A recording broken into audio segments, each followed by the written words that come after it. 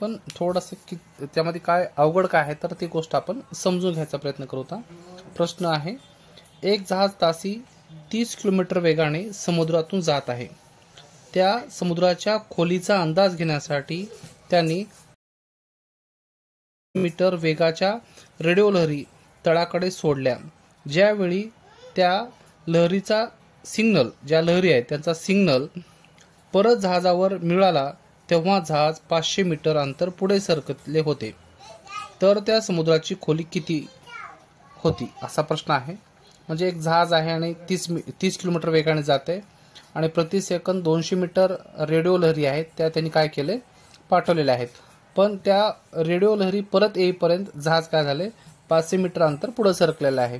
तर अशा वेळेस त्या समुद्राची खोली किती आहे ते आपल्याला शोधून काढायचं आहे. तर आपण हा प्रश्न आपण सोडू घ्या. सगळ्यात अगोदर आपल्याला काय दिले, त्यांनी तासी वेग दिले. काय दिले, तासी वेग. काय आहे तासी वेग आपण बघूया. जो तासी वेग आहे तो तासी वेग 30 किलोमीटर आहे. म्हणजे तासाला 30 किलोमीटर जाते, म्हणजे 30,000 मीटर एवढं अंतर जाते. किती हजार, 30,000 मीटर एवढं अंतर जाते. हे आपल्याला क्लिअर आहे. म्हणजे 30 किलोमीटरचं आपण 30,000 मीटर केलेलं आहे. तर दुसरं काय आहे त्याच्यामध्ये, ज्या रेडिओ लहरी आहेत बघा, है ना, इथले तुम्ही रेडिओ लहरी आहेत त्या एका सेकंदाला, म्हणजे एका सेकंदाला त्या किती चालल्या, 200 मीटर एवढं अंतर ते चालल्यात. 200 मीटर एवढं अंतर त्या चालल्या आहेत. ज्यावेळेस हे सर्व गणित आहे ते थोड्याशा आपण 2 फरकामध्ये त्याला करून बघणार आहोत, म्हणजे तुम्हाला सोपं आणि समजल अशी गोष्ट आहे. बघा, जर 3600 सेकंदामध्ये, म्हणजे एका तासातले सेकंद आहेत, हे आपण इथं वेळ घेतलेली आहे आणि वेळ कशी आहे, एका तासातली. त्यावेळेस ती गाडी जाते 30,000 मीटर. 30,000 मीटर इकडलं काय आहे, हे आहे अंतर. सर्वात जास्त रेल्वेची गणित आहेत मी या पद्धतीने सोडवतो जेणेकरून तुम्हाला लक्षात येईल असं आहे. म्हणजे हे तुम्हाला लक्षात आलं का बघा आता. तर ते काय म्हणते, एक लहरी एवढे गेले, म्हणजे ते गाडी किती गेल्या पुढं, 500 मीटर अंतर ती गाडी पुढे गेली आहे. किती मीटर, 500 मीटर अंतर ही गाडी पुढे गेली आहे. तर आपल्याला अगोदर इथला वेळ काढायचे आहे. काय काढायचे, वेळ काढायचे आहे. नंतर त्या समुद्राची इथली खोली काढायची आहे. बघा असं काढायचे आहे ना. तर अगोदर आपल्याला काय करायचं आहे, सगळ्यात अगोदर ह्या दोघाला क्रॉस करून घ्या. म्हणजे किती वेळ लागला अगोदर काढू आपण, 3600 गुणिले 500 भागिले 30,000.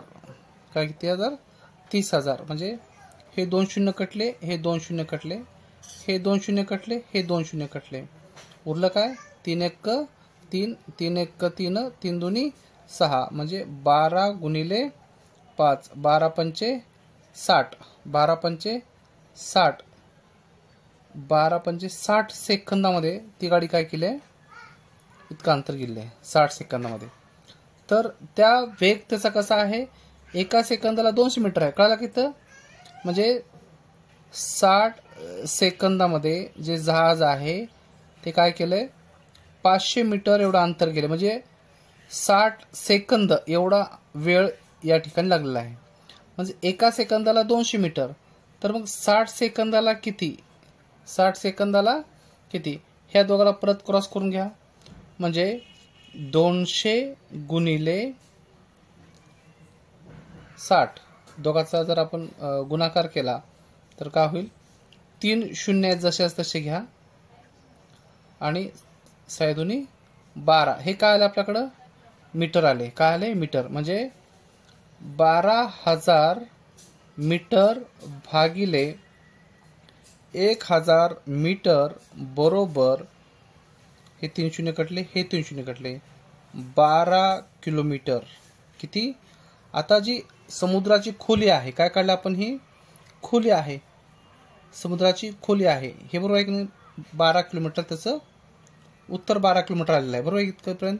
पण ते काय म्हणले, रेडिओ लहरी तळाला जाऊन त्याचा संदेश वर येईपर्यंत, म्हणजे परत येण्यासाठी त्याला वेळ लागला ना काहीतरी, हा एक आपला महत्त्वाचा मुद्दा आहे, तो सुद्धा आपल्याला करायचा आहे.